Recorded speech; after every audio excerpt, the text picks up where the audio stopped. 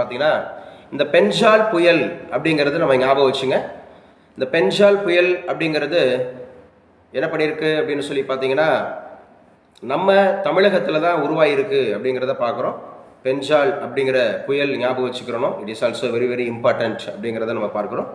இந்த பென்ஜால் புயல் அப்படிங்கிறதுக்கு பேர் வைத்த நாடு எது அப்படிங்கிறத நம்ம டிஸ்கஸ் பண்ணோம். நான் பேசுறது கேட்கலையோ? ஏன் இவ்வளோ நேரம்? என்னம்மா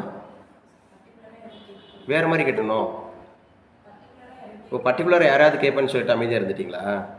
இல்லை இல்லை வேணாம், நீங்களே சவுண்டாக சொல்லுங்கள். ஏன்னா ஃபஸ்ட்டு கிளாஸு கொஞ்சம் உங்கள் உற்சாகத்தையும் பார்ப்போம். நீங்களே சொல்லுங்கள், யாராவது பர்டிகுலராக கேட்டாலும் நீங்கள் சொல்லுங்கள், ஒன்றும் தப்பு இல்லை. அப்போ பென்ஜால் புயல் அப்படின்னு சொல்லக்கூடியது எந்த நாடு பேர் வச்சிருக்கு? சவுதி அரேபியா அப்படிங்கிறத ஞாபகம் வச்சுக்கிறோம். அப்போ புயல் பேர் வைக்கக்கூடிய நாடுகளுடைய எண்ணிக்கை எவ்வளவு? 13. இப்போ வேணால் ஞாபகம் வச்சுக்கலாம், கடலோர மாவட்டங்கள் 13, புயல் வைக்கக்கூடிய நாடுகளுடைய எண்ணிக்கை 13. இதுவரை எத்தனை பேர் வச்சிருக்காங்க தெரியுமா? 169. 169 பெயர்கள் பரிந்துரை செய்யப்பட்டிருக்கிறது. அடுத்த 2 புயல்களோட பேர் அப்படிங்கிறத நம்ம சொல்லியிருக்கோம். சக்திங்கிற புயல் அப்படிங்கிறது எந்த நாடு? ஸ்ரீலங்கா. சக்திங்கிற புயல் எந்த நாடு? ஸ்ரீலங்கா அப்படிங்கிற ஒரு நாடு தான் பரிந்துரை செய்திருக்கிறது அப்படிங்கிறத பார்க்கிறோம். அடுத்தாப்புல வந்து பார்த்தீங்க அப்படின்னு சொன்னா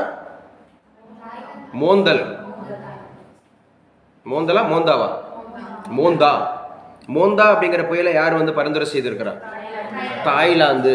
மோந்தா அப்படிங்கிறது வந்து தாய்லாந்து அப்படிங்கிறது வந்து பரிந்துரை செய்திருக்கு. அடுத்து ஏற்படக்கூடிய 2 புயல்கள் அப்படிங்கிறத சொல்லியிருக்கிறாங்க. முக்கியமானது இந்த பென்ஜால் அப்படிங்கிற ஒரு புயல் அப்படிங்கிறது வந்து விழுப்புரம் புதுச்சேரியில தான் வரலாறு காணாத மலை அப்படிங்கிறத சொல்லியிருக்காங்க. விழுப்புரத்துலையும் புதுச்சேரியிலையும். நீங்க விழுப்புரத்தில் இருக்கீங்களா இல்லை இதில் இருக்கீங்களாப்பா? செங்கல்பட்டுல இருக்கீங்களாமா? செங்கல்பட்டுல யாரு? லட்சுமி பேசுறீங்களா? காலையில வரைக்கும் மழை தான் செங்கல்பட்டுல இல்லையா? ஓகே. அந்த பொண்ணு காஞ்சிபுரம் பொண்ணு சுகன்யா ஆள் இல்லை. ஓகே. விழுப்புரம் புதுச்சேரியில வரலாறு காணாத மழை அப்படின்னு சொல்லியிருக்கிறாங்க. இந்த புயல்ல அதிகமான மழை அப்படிங்கிறது பெஞ்சிட்டு இருக்கு அப்படிங்கிற மாதிரி சொல்லியிருக்கிறாங்க. ஸோ இது முதல் பக்க செய்தியில் முக்கியமான செய்தியாக சொல்லியிருக்கு. அடுத்து எழுதி வச்சுங்க. என்ன சார் இன்னைக்கு உண்டான கரண்ட் அஃபேர்ஸில் பேட்மிண்டன் போட்டுங்க. முதல் பக்க செய்தியில் என்ன இருக்குது அப்படிங்கிறத பார்த்துட்டு அதுக்கப்புறம் நம்ம தொடர்ச்சியாக இன்னைக்கு போட்டித் தேர்வுகளுக்கு தேவையான முக்கியமான விஷயங்களை பூராமல் டீல் பண்ணிக்கலாம். பேட்மிண்டன் அப்படிங்கிறதுல பிவி சிந்து லக்ஷயா சென் அப்படிங்கிறவங்க சாம்பியன். பிவி சிந்து. அப்போ நமக்கு போட்டித் தேர்வுகளுக்கு தேவையானதில் இவங்க எந்த விளையாட்டோடு தொடர்புடையவங்க அப்படின்னு சொல்லி கேட்பாங்க. பேட்மிண்டன் அப்படிங்கிறத ஞாபகம் வச்சுக்கணும். Badminton PV Sindhu and Lakshya Sen அப்படிங்கிறவங்க சாம்பியன். ஸோ எந்த பேட்மிண்டன் போட்டியில் இது ரொம்ப முக்கியமானது? எந்த பேட்மிண்டன் போட்டியில் அப்படின்னு கேட்டால் சையது மோடி இன்டர்நேஷனல் பேட்மிண்டன். சையது மோடி அப்படிங்கிற மாதிரி பேட்மிண்டன் போட்டியில் நம்ம இந்தியாவை சார்ந்த PV Sindhu, she is from south, இது தெலுங்கானாவா ஆந்திர பிரதேசா? அதான் தெலுங்கானா. ஸோ பேட்மிண்டன் போட்டியில் இந்தியாவினுடைய பிவி சிந்து, தென் லக்ஷயா சென், அதுக்கப்புறம் டிரிசா ஜாலி. அம்மா உங்களுக்கு போர்டு ரீச் ஆகுதுலப்பா? அந்த பேர்லாம் உங்களுக்கு ரீட் ஆகுதுல்ல? ரீட் ஆகுது. சையது மோடி இன்டர்நேஷனல் பேட்மிண்டன் போட்டியில் இந்தியாவை சார்ந்த பிவி சிந்து, லக்ஷயா சென், டிரிசா ஜாலி, காயத்ரி கோபிச்சந்த் இவங்க எல்லாம் பட்டம் வென்றிருக்கிறாங்க அப்படிங்கிறத பார்க்கணும். பட்டம் வென்றிருக்கிறார்கள் அப்படிங்கிறது. அடுத்து பாருங்களேன், ஐசிசி தலைவரானார் ஜெய்ஷா. சரி, இந்த ஐசிசிங்கிறது இந்தியன் கிரிக்கெட் கவுன்சிலா இன்டர்நேஷனல் கிரிக்கெட் கவுன்சிலா? International cricket council. உலகத்திற்கே இருக்கக்கூடிய கிரிக்கெட் கவுன்சிலுடைய தலைவர் தான் ஜெய்ஷா அப்படிங்கிறவர் யாருடைய மகன்? அமித்ஷா என்ன பொறுப்பில் இருக்காரு? Home minister. நம்முடைய உள்துறை அமைச்சராக இருக்கக்கூடிய அமித்ஷாவுடைய பையன் தான் ஜெய்ஷா. இந்த ஜெய்ஷா அப்படிங்கிறவர் நம்ம இன்டர்நேஷனல் கிரிக்கெட்டினுடைய தலைவராக தேர்ந்தெடுக்கப்பட்டிருக்கிறார் அப்படிங்கிறத ஞாபகம் வச்சுக்கணும். இவர் முன்னாள் எதில் இருந்தார் அப்படின்னு கேட்டால் பிசிசியோட செக்ரட்டரியாக இருந்தார். பிசிசி அப்படின்னா பாரத் கிரிக்கெட் கவுன்சில். பாரதா? Board of cricket council of India. Board of cricket council of India அப்படின்ற பிசிசிஐனுடைய தலைவராக இருந்தார் ஜெய்ஷா. தற்போது அவர் சர்வதேச கிரிக்கெட் கவுன்சிலினுடைய தலைவராக மாறியிருக்கிறார். இளம் வயதில் உருவான முதல் தலைவர். Only 36 years old. So only 36 years old. 36 வயதை நிரம்பிய ஜெய்ஷா ஐசிசி கிரிக்கெட் கவுன்சிலினுடைய தலைவராக மாறியிருக்கிறார். இவர் முன்னாள் செக்ரட்டரி, பிசிசிஐனுடைய முன்னாள் செக்ரட்டரி அப்படிங்கிறத ஞாபகம் வச்சுக்கிறோம். பிசிசியோட முன்னாள் செக்ரட்டரி அப்படிங்கிறத ஞாபகம் வச்சுக்கிறோம். அடுத்து என்ன சொல்லியிருக்காங்க? மீண்டும் செயல்பட தொடங்கிய சென்னை விமான நிலையம். ஏன்னா நம்ம எத்தனை டெர்மினல் இருக்கு அப்படி சொல்லி பார்த்தோம். மொத்தம் 4 டெர்மினல்ஸ் இருக்கு. சென்னை விமான நிலையத்தினுடைய இன்டர்நேஷனல் அப்படிங்கிறது எதுல இயங்குச்சு? 2 மட்டுமா 3 மட்டுமா? நல்லா கிளியரா சொல்லணும். 2 and 3 இல்லையா? சரி, அப்போ 1 என்னது? 1 and 4 வந்து டொமஸ்டிக், 2 and 3 வந்து இன்டர்நேஷனல். எது வந்து பாத்தீங்க அப்படின்னா அண்டர் கன்ஸ்ட்ரக்ஷன், 3 வந்து கன்ஸ்ட்ரக்ஷன். அப்ப எதுல இயங்கிக்கிட்டு இருந்துச்சு? 2ல இயங்கிக்கிட்டு இருந்துச்சு. இப்போ 4ல யார் இயங்குறா? டொமஸ்டிக். டொமஸ்டிக் என்ன பேர்ல இருக்கு? காமராஜர். அப்ப இன்டர்நேஷனல் என்ன பேர்ல இருக்கு? அண்ணா, அறிஞர் அண்ணா. சரி, தமிழகத்துல எத்தனை இன்டர்நேஷனல் ஏர்போர்ட்ஸ் இருக்கு? நல்லா சொல்லுங்க, சொல்றவங்க சத்தமா சொல்லணும். 4 தானா? சரி.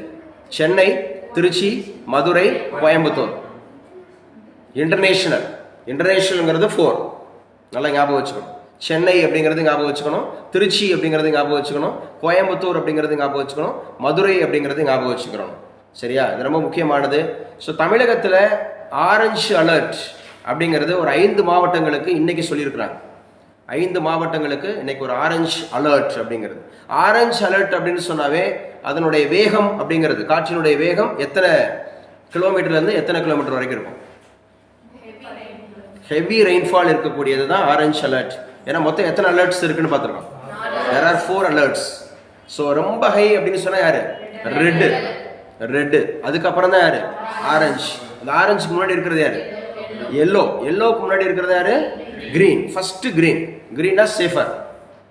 சரியா? கிரீனா சேஃபர். எல்லோ அப்படின்னு சொன்னாவே ஸோ ரெயின்ஃபால் இருக்கும். எல்லோ அப்படின்னா ரெயின்ஃபால் இருக்கும் அப்படிங்கிறத பார்த்துருக்குறோம். ஆரஞ்சு அப்படின்னு சொன்னா ஹெவி ரெயின்ஃபால் இருக்கும் அப்படிங்கிறது. ரெட்னா பாதிப்பை ஏற்படுத்தக்கூடிய வெரி வெரி ஹெவி ரெயின்ஃபால் அப்படிங்கிறத பார்த்துருக்கோம். ஸோ அதே போல அலர்ட்னா 4 அலர்ட் தான். புகை அந்த மாதிரி இருக்கு, அந்த மாதிரி இருக்கக்கூடியது. அந்த புயல் கூண்டு அப்படின்னு சொன்னா நம்பர்ஸ் வந்து எதுலேருந்து எது வரைக்கும்? 0 to 11. அதான் 1 to 11. 1 to 11 அப்படிங்கிறது இருக்கும். ஆன்லைனில் கிளாஸ் இருக்கீங்களா? கிளாஸ் போயிட்டு இருக்கா? ஸோ அடுத்த நியூஸ் எழுதி வச்சுங்க. டாலருக்கு மாற்று ஏற்படுத்த முயன்றால் 100% வரி. இது ஒரு எச்சரிக்கை கொடுத்துட்டாங்க. யாரு சார்? அமெரிக்கா. ஏன்னா இந்தியா வந்து ரூபாயினுடைய மதிப்பில் கரன்சியோட வேல்யூஸ் வந்து கொண்டு வந்துட்டு இருக்காங்க. ஸோ இந்த அடிப்படையில் யார் சொல்லியிருக்கிறா அப்படின்னு கேட்டால், அமெரிக்காவினுடைய வருங்கால அதிபர், அதாவது ஜனவரி 20 பொறுப்பேற்கக்கூடிய டொனால்ட் ட்ரம்ப் எத்தனையாவது அதிபராக பொறுப்பேற்க இருக்கிறார்? 47th 47வது அதிபராக பதவியேற்க உள்ள டொனால்ட் ட்ரம்ப் அப்படின்னு சொல்லக்கூடியவர் பிரிக்ஸ் நாடுகளுக்கு எச்சரிக்கை கொடுத்திருக்கிறார். பிரிக்ஸ் நாடுகள், அதில் இன்க்ளூடிங் இந்தியாவும் இருக்கு. பிரேசில், ரஷ்யா, இந்தியா, சீனா, சவுத் ஆப்பிரிக்கா. எத்தனை நாடு? 5 நாடு பிரிக்ஸ். சரியா? ஸோ பிரிக்ஸ் அப்படிங்கிறது வந்து இப்போ எந்தெந்த நாடுகள்லாம் சேர்ந்துருக்காங்க? அதில் Iran, Saudi Arabia, Ethiopia, Egypt, அரபு நாடுகள் இதில் இன்னும் கை கோர்த்துருக்குறாங்க. அப்போ பிரேசில் அப்படிங்கிறதுல சவுத் ஆப்பிரிக்கா இருக்கு, அதே மாதிரி பிரேசில் இருக்கு, ரஷ்யா இருக்கு, இந்தியா இருக்கு, சீனா இருக்கு, சவுத் ஆப்பிரிக்கா இருக்கு, ஈரான் இருக்கு, சவுதி அரேபியா இருக்கு, எத்தியோப்பியா இருக்கு, ஈஜிப்ட் இருக்கு, யுஏஇ இருக்கு. யுஏஇ. ஸோ இப்போ ரீசெண்டாக எந்தெந்த நாடுகள் இதில் இணைவதற்கு விருப்பம் தெரிவிச்சிருக்கு அப்படின்னு பார்த்தீங்கன்னா எழுதி வச்சுங்க. துருக்கி இதில் இணைவதற்கு வந்து விருப்பம் தெரிவிச்சிருக்கிறாங்க. துருக்கி அப்படிங்கிறது இதில் விருப்பம் தெரிவிச்சிருக்கிறாங்க. துருக்கி. அதே போல அஜர்பைசான் இதுவும் விருப்பம் தெரிவிச்சிருக்கிறாங்க. அசர்பைசான் அப்படிங்கிறது விருப்பம் தெரிவிச்சிருக்கிறாங்க. அசர்பைசான் அப்படிங்கிறது விருப்பம் தெரிவிச்சிருக்கிறாங்க. அதே போல் மலேசியாவும் விருப்பம் தெரிவிச்சிருக்கிறாங்க. இது வந்து பிரிக்ஸ் நாடுகளுடைய கூட்டமைப்பில் விருப்பம் தெரிவித்திருக்கக்கூடிய நாடுகள் 3. நியூ அப்படிங்கிறது வந்து துருக்கி இருக்கு, ஒட்டோமான் அப்படின்னு அழைக்கப்படக்கூடிய துருக்கி, அசர்பைசான் அப்படிங்கிற நாடு இருக்கு, மலேசியா அப்படிங்கிறது இருக்கு. இதெல்லாம் ரொம்ப முக்கியமானது அப்படிங்கிறத ஞாபகம் வச்சுங்க. அப்போ டாலருக்கு மாற்று ஏற்படுத்த முயன்றால் 100% வரி அப்படிங்கிற மாதிரி டொனால்டு ட்ரம்ப் வந்து எச்சரிக்கை கொடுத்திருக்கிறார். பிரிக்ஸ் கூட்டமைப்புக்கு கொடுத்திருக்கிறார். இந்த பிரிக்ஸ் கூட்டமைப்பு அப்படிங்கிறது எந்த ஆண்டு ஏற்படுத்தப்பட்டது? 2009. 2008 ஆன்லைன்ல இருக்கீங்களா? கிளாஸ் போயிட்டு இருக்கா? 2009. சவுத் ஆப்பிரிக்கா சேர்ந்தது 2010. 2009 அப்படிங்கிறது பிரிக்னு தான் இருந்துச்சு. சவுத் ஆப்பிரிக்கா சேர்ந்தது 2010. பிரிக் மாநாடு, முதல் மாநாடு எங்கு நடைபெற்றது? ரஷ்யால. பிரிக் மாநாடு முதல் மாநாடு எங்க நடந்துச்சு? ரஷ்யால. இஷ்டத்துக்கு சொல்லாதீங்க. பிரேசில்னு சொல்றீங்க, 2008ன்னு சொல்றீங்க. கவனமா சொல்லுங்க. ஒரு கேள்விதான் உங்களை பல போட்டித் தேர்வாளர்களுக்கு முன்னாடி உங்களை கொண்டு போகும். ஒரே ஒரு கேள்வியிலாம் ரிசல்ட்டை விட்டவங்க ஏகப்பட்ட பேர் இருக்காங்க. 0.5ல விட்டவங்க ஏகப்பட்ட பேர் இருக்கிறாங்க. அப்போ 2009 அப்படிங்கிறதுல ஏற்படுத்தப்பட்டது. 2010 அப்படிங்கிறதுல பிரிக்ஸ் அப்படிங்கிற நாடுகளில் சவுத் ஆப்பிரிக்கா இணைஞ்சது. முதல் மாநாடு ரஷ்யாவில் நடந்துச்சு 2009 அப்படிங்கிறத ஞாபகம் வச்சுக்கணும். ஸோ தற்போது அப்படிங்கிறது வந்து பிரேசில், ரஷ்யா, இந்தியா, சீனா, South Africa, Iran, Saudi Arabia, Ethiopia, Egypt, ஐக்கிய அரபு அமீரகம் அப்படின்னு சொல்லக்கூடிய 10 உறுப்பு நாடுகள் அப்படிங்கிறது மெம்பர்ஸாக இருக்கு. ஒரு 3 உறுப்பு நாடுகள் அப்படிங்கிறது வந்து பார்த்தீங்கன்னா இசைவு தெரிவிச்சிருக்கிறாங்க, விருப்பம் தெரிவிச்சிருக்கிறாங்க, நாங்கள் பிரிக்ஸில் அப்படின்னு சொல்லி. அப்போ எதற்கு மாற்று ஏற்படுத்த முயன்றால் 100% வரி டாலருக்கு நிகராக. நீங்கள் எங்கள் ஊரில் நீங்கள் வியாபாரம் பண்ணுறதா இருந்தால் இம்போர்ட் எக்ஸ்போர்ட் அப்படிங்கிறது பண்ணிக்கிட்டா நீங்கள் கண்டிப்பாக டாலரில் தான் பண்ணணும். அதர்வைஸ் நீங்கள் டாலர் இல்லாமல் பண்ணீங்கன்னா 100% வரி கட்டுங்க, 100% வரி கட்டுங்க அப்படிங்கிற மாதிரி டொனால்டு ட்ரம்ப் அப்படிங்கிறது எச்சரிக்கை கொடுத்துருக்கிறார். அடுத்து எழுதி வச்சுங்க, முக்கியமானது நவம்பர் மாதத்தில் ஜிஎஸ்டி வசூல். ஒவ்வொரு மாதமும் ஜிஎஸ்டி வசூல் அப்படிங்கிறது சொல்லப்படும். ஸோ நவம்பர் மாதத்தில் ஜிஎஸ்டி வசூல் அப்படிங்கிறது எவ்வளோ கோடி அதிகரிச்சிருக்கு அப்படின்னு பார்த்தீங்கன்னா 1.82 லட்சம் கோடி அதிகரிச்சிருக்காங்க. எவ்வளோ சார்? இது வந்து பெர்சன்டேஜ் அப்படின்னா 8.5% அதிகரிச்சிருக்கு. 8.5% அதிகரிச்சிருக்கு. 8.5% அப்படிங்கிறது வந்து அதிகரித்திருக்கு அப்படின்னு சொல்லி பார்க்குறேன். கைவழி ஆன் பண்ணிக்கலாமா? ஜிஎஸ்டி அப்படின்னு சொல்லக்கூடியது ஆக்சுவலா வந்து பாத்தீங்கன்னா முதல்ல அறிமுகப்படுத்திய நாடு எது? பிரான்ஸ்ல எந்த ஆண்டு அறிமுகப்படுத்தப்பட்டது? 1954. பிரான்ஸோட அதிபர் யாரு? பிரான்ஸ் வந்து இமானுவேல் மேக்ரான். சாரி, பிரான்ஸோட அதிபர் யாரு? Emmanuel Macron. பிரான்ஸோட கேபிட்டல் சிட்டி எதுமா? பிரான்ஸ் வந்து பாரிஸ். பாரிஸ்ல எத்தனையாவது அந்தமாக இருக்கக்கூடிய உலக கோப்பை அப்படிங்கிற ஒலிம்பிக் கேம்ஸ் நடந்துச்சு? 33 சார். 33. ஜிஎஸ்டி அப்படிங்கிறது நம்ம நாடு எந்த நாடை ஃபாலோ பண்ணுது? Canada sir. கனடா. ஜிஎஸ்டி அப்படின்னு சொன்னா பொதுவா நம்ம நாட்டில் எப்போது அறிமுகப்படுத்தப்பட்டது? ஜூலை 1, 2017 சார். ஜூலை 1, 2017. ஜிஎஸ்டி அப்படிங்கிறது பொதுவாக வந்து பாத்தீங்கன்னா எத்தனை அந்தமாக இருக்கக்கூடிய பிரிவுகளாக வசூலிக்கப்படுகிறது? 4 சார். 4 பிரிவுகள் என்னென்னப்பா? CGST central GST sir. Okay. SGST state sir. State GST integrated. UGST territory sir. Okay, UT. So okay, central, state, UT, அதுக்கப்புறம் வந்து பார்த்தீங்கன்னா இன்டகிரேட்டட் 4 அப்படிங்கிற மாதிரி நம்ம சொல்லப்படுது அப்படிங்கிறத பார்க்கணும். இந்த ஜிஎஸ்டி கவுன்சில் அப்படிங்கிறதுனுடைய தலைவர் யாருமா? ஜிஎஸ்டி கவுன்சில் வந்து எப்போதும் finance minister sir. Finance minister அப்படின்னா ஜிஎஸ்டி கவுன்சிலோட தலைவராக இருக்கிறார். அதோட மெம்பர்ஸ் ஆல் ஸ்டேட்ஸ் யூனியன் டெரிட்டரிஸோட ஃபினான்ஸ் மினிஸ்டர்ஸ் அதில் இருப்பாங்க. ஜிஎஸ்டி கவுன்சிலோட கடைசி கூட்டம் எங்கு நடைபெற்றது? எத்தனையாவது கூட்டம் நடைபெற்றது? 54 சார். 54வது கூட்டம் டெல்லியில தான் நடந்துச்சு. ஸோ டெல்லியில தான் நடந்துச்சு அப்படிங்கிறத ஞாபகம் வச்சுக்கிறோம். ஸோ கடந்த நவம்பரில் மத்திய ஜிஎஸ்டி கடந்த நவம்பரில் எழுதி வச்சுங்க. இது நான் பிரிச்சே சொல்லிடுறேன். எவ்வளோ கோடி அப்படின்னு சொல்லி பார்த்தாச்சு. 1.82 லட்சம் கோடியாக உயர்ந்திருக்குன்னு சொல்லி பார்த்தாச்சு. அதில் சென்ட்ரலில் மட்டும் 34,141. இது முக்கியங்க, இது மெயின்ஸுக்கு ரொம்ப ரொம்ப முக்கியம். எழுத போகிறவங்க ஜிஎஸ்டி, அதாவது வரி செலுத்துவோர் அப்படிங்கிறது அதிகமாக தான் இருக்கிறாங்க. மத்திய ஜிஎஸ்டி அப்படிங்கிறது 34,141 கோடி. மத்திய ஜிஎஸ்டி அப்படிங்கிறது 34,141 கோடி. சரியா?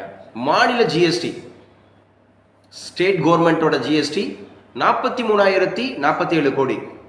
43047 43047 கோடி அப்படிங்கிறது வந்து 43,407 கோடி மாநிலம். ஸோ அதுக்கப்புறம் வந்து பார்த்தீங்க அப்படின்னு சொன்னால் ஒருங்கிணைந்த ஜிஎஸ்டி அப்படிங்கிறது 91,828 கோடி. இன்டகிரேட்டட் 91,828 கோடி. அதில் செஸ் டேக்ஸ் அப்படிங்கிற செஸ் வரி 13,253 கோடி. செஸ் வரி, இந்த செஸ் வரிலாம் நம்ம படிக்கணும், நல்லா படிச்சுங்க. அப்போ ஒட்டு மொத்தமாக எவ்வளோ சார் வசூல்? செஸ் வரி அப்படிங்கிறது 13,253 13,253. அப்போ ஒட்டு மொத்தமாக இந்த நவம்பரில் எவ்வளவு கோடி ஜிஎஸ்டி மட்டும் வசூல் பண்ணியிருக்கிறாங்கன்னா 1.68 லட்சம் கோடி. இது கடந்த ஆண்டு. 1.68ன்றது கடந்த ஆண்டு. அப்போ இந்த ஆண்டு அப்படிங்கிறது கடந்த ஆண்டு இல்லை, அதாவது ஆமாம் கடந்த ஆண்டு நவம்பரில், லாஸ்ட் இயர் நவம்பரில், போன வருஷம் நவம்பரில் 1.68 லட்சம் கோடி. இந்த ஆண்டு நவம்பரில் 8.5% அதிகரித்து 1.82 லட்சமாக உயர்ந்திருக்கு. 1.82 லட்சமாக உயர்ந்திருக்கு. சரி, போன மாதம் அது எப்படி இருந்துச்சு? அக்டோபரில் 1.87. போன வருஷத்தோட கம்பேர் பண்ணும்போது தான் 8.5. போன மாதத்தோட கம்பேர் பண்ணும்போது கம்மி தான். ஏன்னா 1.87 லட்சம் கோடியாக தான் இருக்குது. 1.87 லட்சம் கோடி அப்படிங்கிற மாதிரி சொல்லப்பட்டிருக்கு. 1.8 லட்சம் கோடி அப்படிங்கிற சொல்லப்பட்டிருக்கு. அதாவது அக்டோபரோட கம்பேர் பண்ண இல்லைப்பா, அக்டோபரோட கம்பேர் பண்ணும்போது நவம்பரில் சற்று சரிஞ்சிருக்கு. 1.82 1.87, அது கொஞ்சம் நல்லா 1.82 1.87 அப்படிங்கிறத ஞாபகம் வச்சுங்க. ஸோ முக்கியமானது இதுதான். என்ன சொல்லியிருக்கிறாங்க அப்படின்னு சொல்லி பார்த்தீங்கன்னா, அடுத்த ஓம் பிர்லா. ஓம் பிர்லா அப்படிங்கிறவர் உங்களுக்கு தெரியும், நேற்றுக்கு சென்னைக்கு வந்திருக்கிறாரு. வேல்ஸ் பல்கலைக்கழகத்தினுடைய பட்டமளிப்பில் அவர் கலந்துருக்கிறார். வேல்ஸ் அப்படிங்கிற பல்கலைக்கழகம், வேல்ஸ் யூனிவர்சிட்டி, அந்த பல்கலைக்கழகத்தில் என்னுடைய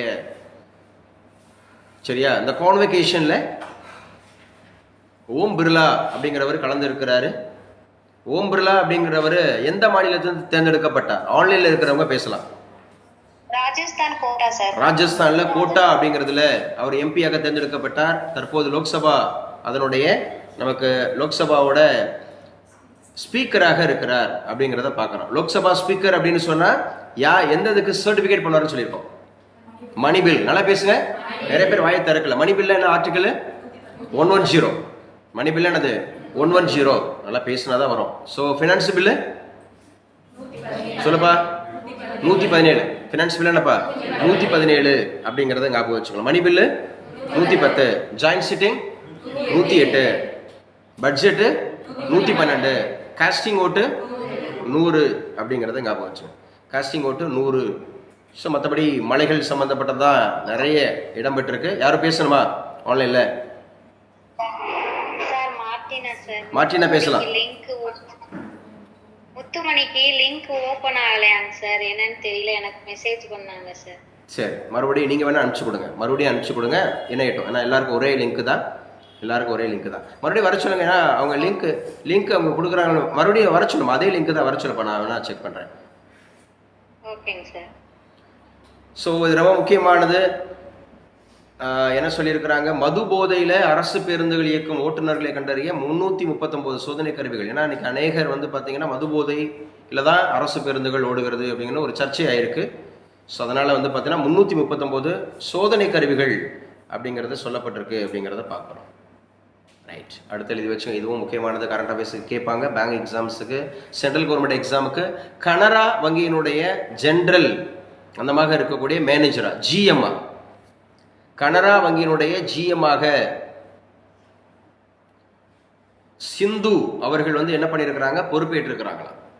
சிந்து இப்போ வந்து யாரு அப்படின்னு சொன்னா, சிந்து அப்படிங்கிறவங்க தான் கனரா பேங்கோட ஜிஎம்.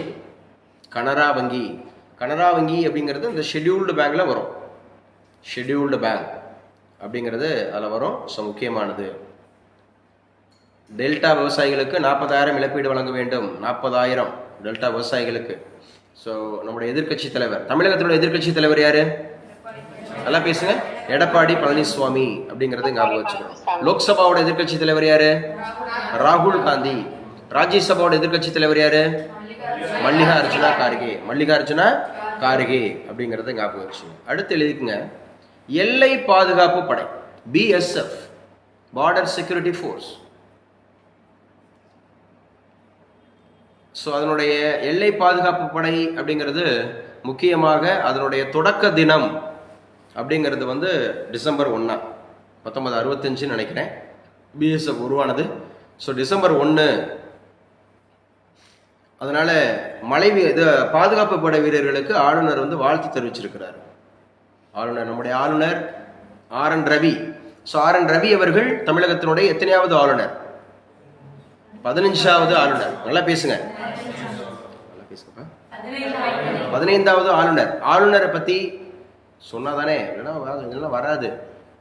இந்த இப்போ இருக்கிறீங்க, இப்போ பாருங்க புதுசா இருக்கிறதுல தம்பி சொல்லுப்பா, பாலா சொல்லுப்பா, ஆளுநர் நியமனம் பற்றி எந்த ஆர்டிகிள் சொல்லு. பொதுவா ஆளுநர் அப்படின்னு கேட்டாவே 152, 162, 152, 162. ஆளுநர் அப்படின்னு சொன்னாவே 7வது அமெண்ட்மெண்ட் 1956 வாயை திறந்து பேசினாதான் வரும் கிளாஸ்ல சொல்லி கொடுக்கும் போது. ஸோ ஆளுநர் நியமனம் அப்படிங்கிறத ஞாபகம் வச்சுக்கிறணும். ஆளுநர் நியமனம் அப்படிங்கிறத ஞாபகம் வச்சுக்கிறணும். உள்ள வரணும்னு ட்ரை பண்றாங்க. நான் வந்து இது காண்பிக்கிறதுனால வரமாட்டீங்கன்னு நினைக்கிறேன் உங்களுக்கு.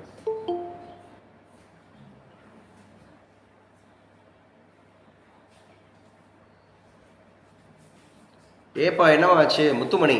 ½ மேல ஆச்சு. ½ ஆமா sir. Good morning sir. Phone கொஞ்சம் ப்ராப்ளம் ஆயிடுச்சு சார்.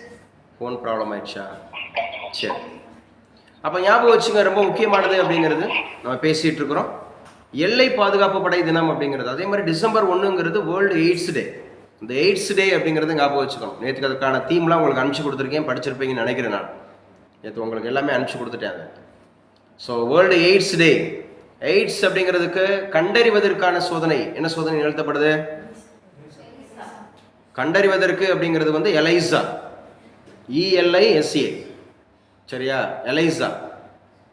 உறுதிப்படுத்துறதுக்கு western plot. உறுதிப்படுத்துறது அப்படிங்கிறதுக்கு வந்து வெஸ்டர்ன் பிளாட் அப்படிங்கிறது இருக்கு. 3ஆம் உலகப் போர் வருமா அப்படிங்கிற மாதிரி ஒரு கட்டுரை எழுதியிருக்கிறாங்க இன்னைக்கு. இந்த கட்டுரை எழுதியிருக்கிறவர் யாருன்னா வீரையன். போர் என்பது காட்டு மிராண்டிகளின் கடைசி புகலிடம் என்று ஞானியர் கூறுகின்றனர். ஆனால் நாகரிக சமூகத்தில் உலகில் எங்கேயாவது ஒரு இடத்தில் போர் நடந்து கொண்டுதான் இருக்கிறது. இதில் சிக்கி ஏதும் அறியாத அப்பாவி மக்கள் பலியாகின்றனர் அப்படிங்கிறத நம்ம பார்க்கிறோம். அப்பாவி மக்கள் பலியாகின்றனர். குழந்தைகள் பிணியின்றி வாழ்தல் இனிது அப்படின்னு ஒரு கட்டுரை எழுதப்பட்டிருக்கு. நான் பேப்பர் அனுப்பிச்சு கொடுக்குறேன், நீங்க பாத்துங்க. அடுத்த விஷயம், டிஜிபிக்கள் மாநாடு எங்கு நடைபெற்றதுன்னு சொன்னோம். ஒடிசா, புவனேஸ்வர். அந்த டிஜிபி மாநாடுகள்ல எவ்வளவு டிஜிபி கலந்துக்கிறாங்கன்னு சொன்னோம். 250 டிஜிபிக்கள் அப்படிங்கிறவங்க கலந்துக்கிறதா சொன்னோம். ஸோ நரேந்திர மோடி என்ன பண்ணியிருக்கிறார்?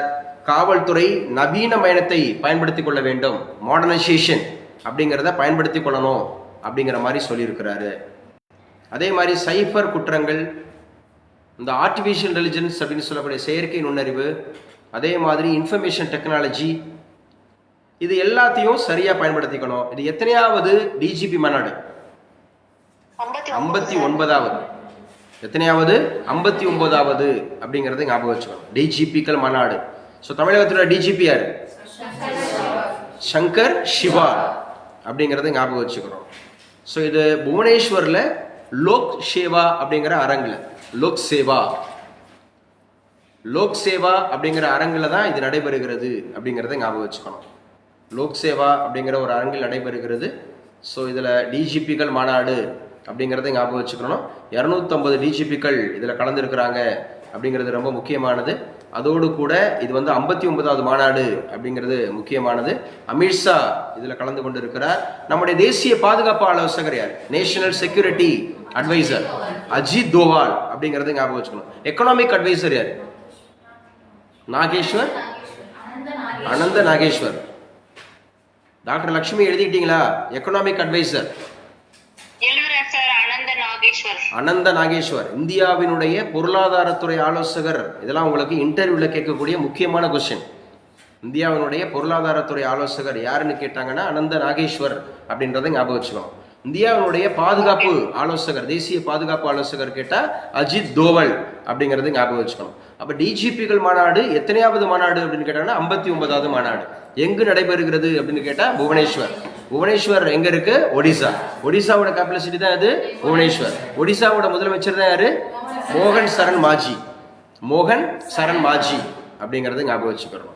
ஸோ இது ரொம்ப முக்கியமானது அப்படிங்கறத ஞாபகம் வச்சுங்க. டெல்லி பேரவை தேர்தலில் கூட்டணி இருக்காது, அரவிந்த் கெஜ்ரிவால் சொல்லியிருக்கிறார். அரவிந்த் கெஜ்ரிவால் அப்படிங்கிறது எந்த கட்சியினுடைய ஃபவுண்டர்? ஆம் ஆத்மி பார்ட்டி. ஆம் ஆத்மி கட்சியினுடைய கட்சி அப்படிங்கிறது எத்தனை மாநிலங்களில் ஆட்சி செய்கிறது? 2 மாநிலங்களில் ஆட்சி செய்கிறது. ஸோ அதே மாதிரி டெல்லியில இப்ப யார் முதலமைச்சர்? அதிசி.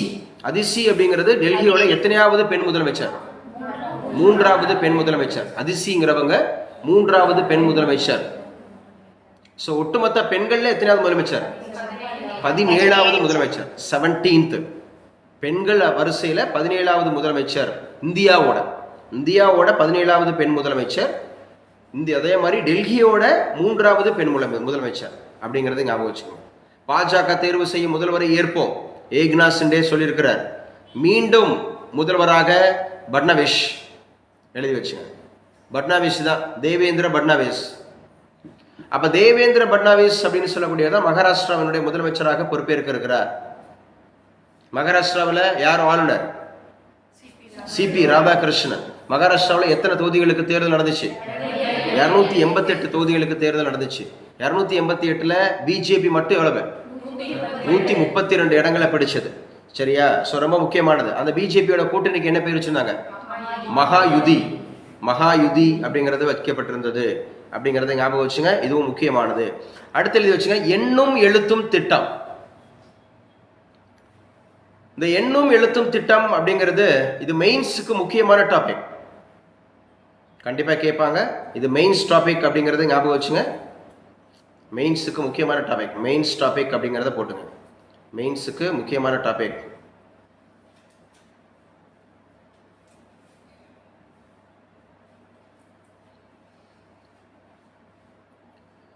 ஸோ எண்ணும் எழுத்தும் திட்டம் அப்படிங்கிறது இன்று முதல் தொடக்கம்.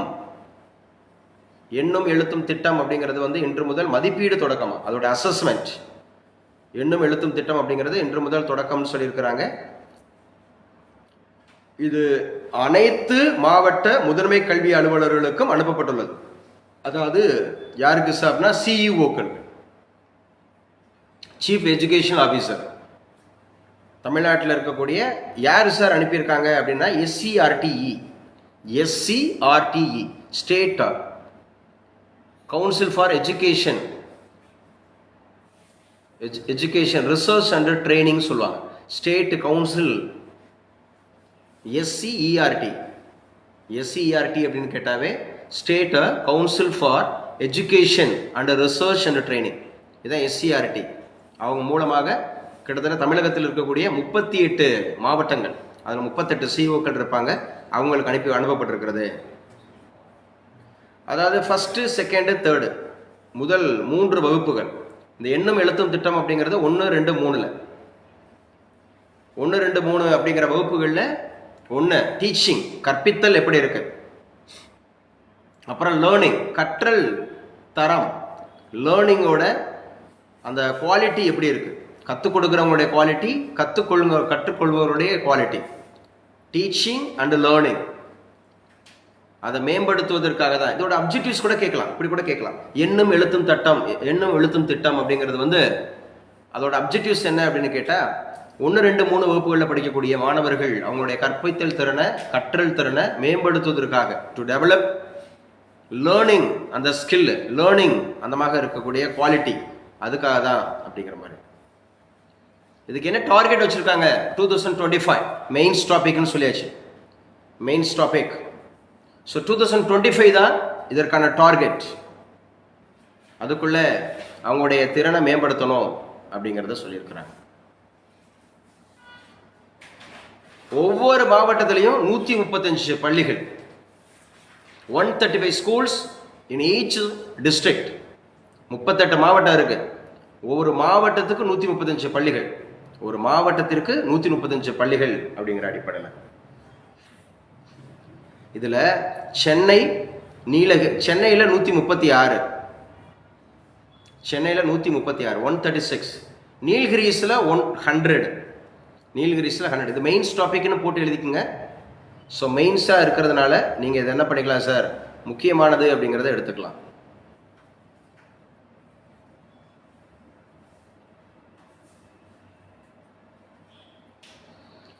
அப்போ மொத்தமாக எவ்வளோ பள்ளிகள் சார் இதில் தேர்ந்தெடுக்கப்பட்டிருக்கிறது அப்படின்னா 5096, 5096,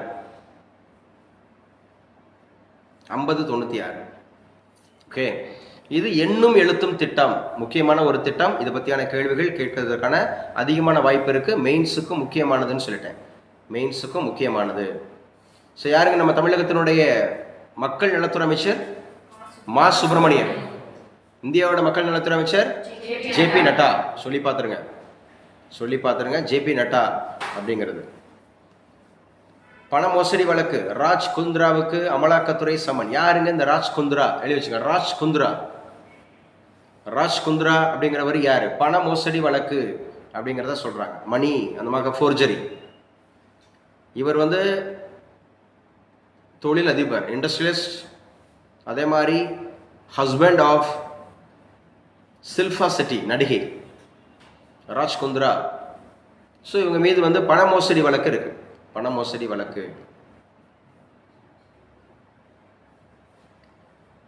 சரியா? ஸோ இன்னைக்கு உண்டான கரண்ட் அஃபேர்ஸில் எது முக்கியமானது அப்படிங்கிறத பார்த்துட்டு வருவோம். வணிக சிலிண்டர் இல்லைங்க, கமர்ஷியல் சிலிண்டர். ஏன்னா ஈச் அண்ட் எவ்ரி டேல நடந்த இதெல்லாம் எக்கனாமிக் ஓரியன்ட் தான். கமர்ஷியல் சிலிண்டர் 16 ரூபாய் 50 பைசா அதிகரிப்பாங்க, 16.50. இது கேட்பாங்க, ஒரு கமர்ஷியல் அப்படின்றது எத்தனை கிலோ இருக்குன்னு தெரியுமா? 19 kgங்க. இது இன்டர்வியூ கொஸ்டின்ஸ். ஸோ ஒரு வீட்டோடது 14 புள்ளி சம்திங், கரெக்ட் தான். ஸோ 14.2, 14.2. வீடு அப்படின்னு கேட்டால் 14.2 வீட்டுக்கு. அது கேட்பாங்க இன்டர்வியூ கொஸ்டின்ஸ் இதெல்லாம். 14.2 kg வீட்டுக்கு. கமர்ஷியல் அப்படின்னு கேட்டால் ஸோ நமக்கு முக்கியமாக 19 கிலோ. இப்போ விலை அதிகரிச்சிருக்கிறாங்க, 16 ரூபா 50 பைசா விலை அதிகரிச்சிருக்கிறாங்க. ஸோ அந்த அடிப்படையில் இந்த விலையை தொடர்ந்து சென்னையில் 1980, மும்பையில் 1771, கொல்கத்தாவில் 1927. கடந்த 5 மாதங்களில் மட்டும் வணிக சிலிண்டர் விலை 172 ரூபா உயர்த்தப்பட்டுள்ளது. அதே வேளையில் வீடுகளில் பயன்படுத்தப்படும் 14.2 கிலோ எடை கொண்டது 803 ரூபாய் தொடர்கிறது. 803 ரூபாய் எங்கள் வீட்டோட சிலிண்டர், 803 ரூபாய், 803 ரூபாய். இதெல்லாம் தெரிஞ்சு வச்சுங்க, முக்கியமானது. ஜெகதீப் தன்கர் அப்படிங்கிறவர் எந்த பொறுப்பில் இருக்கிறார்? Vice president of India. அப்ப எக்ஸ் அஃபீஷியோ சேர்மனா எங்க இருப்பாரு? ராஜ்யசபாவில் எக்ஸ் அஃபீஷியோ சேர்மனா இருப்பாரு. ஸோ சுதந்திர போராட்ட வரலாற்றில் குறிப்பிட்ட சிலருக்கே மரியாதை, ஜெகதீப் தன்கர் குற்றச்சாட்டு. ஒரு குறிப்பிட்ட பேருக்கு தாங்க மரியாதை கொடுக்குறாங்க அப்படிங்கிற மாதிரி ஒரு குற்றச்சாட்டு வச்சிருக்கிறார். யாரு அப்படின்னு கேட்டா நம்முடைய ஜெகதீப் தன்கர். யாருங்க இவர் அப்படின்னு கேட்டா, ஸோ ராஜ்யசபாவினுடைய தலைவர், துணை குடியரசுத் தலைவர். 1915 ஆங்கிலேய ஆட்சியின் போது காபூலில் நிறுவப்பட்ட நாடு கடந்த இந்திய அரசின் தலைவரும் சுதந்திர போராட்ட வீரருமான ராஜா மகேந்திர பிரதாப். அவரை எழுதி வச்சுங்க, அவரை மறந்துட்டீங்க அப்படின்ற மாதிரி குற்றச்சாட்டுறாரு. 1915 அதாவது காந்தி இந்தியாவுக்கு வந்த ஆண்டு 1915 ஜனவரி 9, சவுத் ஆப்பிரிக்கால இருந்து. அந்த வருஷத்துல காபூலில் நிறுவப்பட்ட நாடு கடந்த இந்திய அரசின் தலைவர், அவர் சுதந்திர போராட்ட வீரரா பிரதாப், ராஜா மகேந்திர பிரதாப். அவருடைய 138வது பிறந்த தினம் ஞாயிற்றுக்கிழமை கொண்டாடி இருக்கிறாங்க. நேத்திக்கு டிசம்பர் 1 138வது பிறந்த தினமா. அப்ப 138வது பிறந்த தினம் இருக்கு, பிஎஸ்எஃப் உருவான தினம் இருக்கு, இன்டர்நேஷனல் எய்ட்ஸ் டே இருக்கு. டிசம்பர் 1 பொறுத்தவரை அவர் பேசியிருக்கிறார். சரியா? முக்கியமானது அப்படிங்கிறது. அடுத்து இந்தியா அண்ட் பிரான்ஸ் வர்த்தக உறவை வலுப்படுத்தும் முயற்சி அப்படின்னு போடுங்க. இந்தியாவுக்கும் பிரான்ஸுக்கும் இடையில கமர்ஷியல் அந்த ரிலேஷன்ஷிப், அந்த ட்ரேட் ரிலேஷன்ஷிப் அப்படிங்கிறத ஸ்ட்ரென்தன் பண்ணணும், வலுப்படுத்தணும் அப்படின்ற முயற்சி. ஸோ பிரான்ஸ் அப்படிங்கிறது யாருங்க அப்படின்னு கேட்டால் அந்த நாட்டினுடைய எக்ஸ்டர்னல் அஃபேர்ஸ் மினிஸ்டர். இந்த மினிஸ்டர்ஸ்லாம் நான் டெய்லி ஒவ்வொரு நாளும் கூடுதல் நடத்திட்டே வரேன், கவனமாக படிச்சுட்டு. ஸோ நம்ம வந்து வரி வரியாக படிக்கிறோம் கரண்ட் அஃபேர்ஸை பேப்பரை வச்சுக்கிட்டு. நம்ம வந்து ஏதோ ஒரு கரண்ட் அஃபேர்ஸ் வந்து ஒரு மந்த்லி மேகசினோ வீக்லி மேகசினோ இல்லை ஏதோ அங்கே எங்கே படிக்கல, டெய்லி படிக்கிறதுனால இதுதான் போட்டித் தேர்வு, இதுதான் உங்களுக்கு ப்ரிலிம்ஸ் எக்ஸாம், இதுதான் மெயின்ஸ் எக்ஸாம், இதுதான் இன்டர்வியூ. உங்களுக்கு ப்ரிலிம்ஸ்லையோ மெயின்ஸ்லையோ இன்டர்வியூலையோ கரண்ட் அஃபேர்ஸ் பேஸ்டான ஜிகே தான் அதிகமாக கேட்கப்படும்.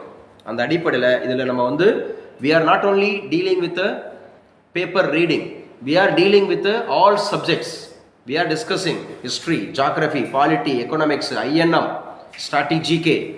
அப்போ பிரான்ஸோட கேபிட்டல் சிட்டி எது? பாரிஸ். அப்போ பிரான்ஸோட அதிபர் யாரு? Emmanuel Macron. இப்போ பிரான்ஸோட எக்ஸ்டர்னல் அஃபேர்ஸ் மினிஸ்டர் யாருன்னா சோஃபி பிரைமாஸ். சோஃபி பிரைமாஸ் இவங்க 3 நாள் பயணமாக நம்ம இந்தியா வந்திருக்கிறாங்க. ஸோ இவங்க என்ன பண்ணியிருக்கிறாங்க, இந்தியாவோட வர்த்தக உறவை வலுப்படுத்தும் முயற்சியில் இறங்கியிருக்கிறாங்க.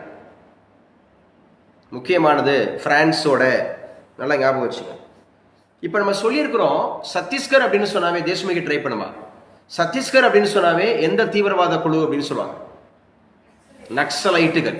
அல் உமா அப்படின்னாவே எந்த ஊருன்னு சொன்னோம்? அஸ்ஸாம். அல் உமா எந்த ஊருன்னு சொன்னோம்? அஸ்ஸாம். அது எந்த வருஷம் தடை செய்யப்பட்டுச்சு? ஓ, அல் உமான்னு சொல்றேன்னா அது காஷ்மீர். ஆமாம், உல்ஃபா தீவிரவாதிகள் அப்படிங்கிறது நம்ம நல்லா ஞாபகம் வச்சுக்கிறோம். ஸோ இந்த அடிப்படையில் நமக்கு மிக முக்கியமானது. ஸோ இப்போ தெலுங்கானாவில் மாவோயிஸ்டுகள் அப்படின்னு எழுதி வச்சுங்க, இது முக்கியமானது. கட் ஆயிடுச்சுன்னு நினைக்கிறேன். ஆன்லைனில் இருக்கீங்களாப்பா? ஆன்லைனில் கிளாஸ் போயிட்டு இருக்கா? இல்லை, கட் ஆயிடுச்சு.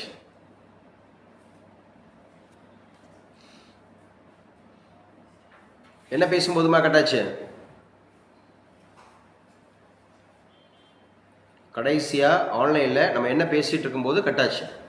19-15 ஜனவரி 9 காந்தி இந்தியா வந்தாரு சொன்னீங்க. ஆமா, 19-15 ஜனவரி 9 காந்திஜி அப்படிங்கிறவர் இந்தியா வந்தாரு. அதே 19-15 தான் விடுதலை போராட்ட வீரர் 138வது பிறந்த தினம் அப்படிங்கிறத சொல்றோம். பேர் என்ன? ராஜா மகேந்திர பிரதாப். ராஜா மகேந்திர பிரதாப் எழுதி வச்சுங்கப்பா.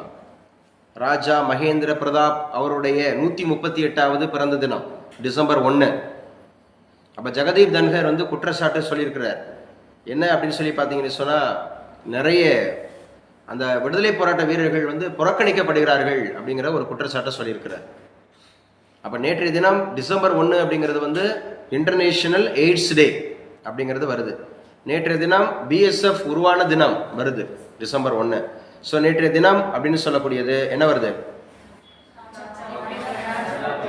ராஜா மகேந்திர பிரதாப் அவருடைய பிறந்த தினம் அப்படிங்கிறது வருது அப்படிங்கிறத ஞாபகம் வச்சுங்க. அப்போ தெலுங்கானா மாநிலம் அப்படின்னு சொன்னாவே மாவோயிஸ்டுகள். அம்மா உங்களுக்கு ரீச் ஆயிடுச்சாப்பா? போர்டு ரீச் ஆகுதா? சாரி, வீடியோ ரீச் ஆகுதா?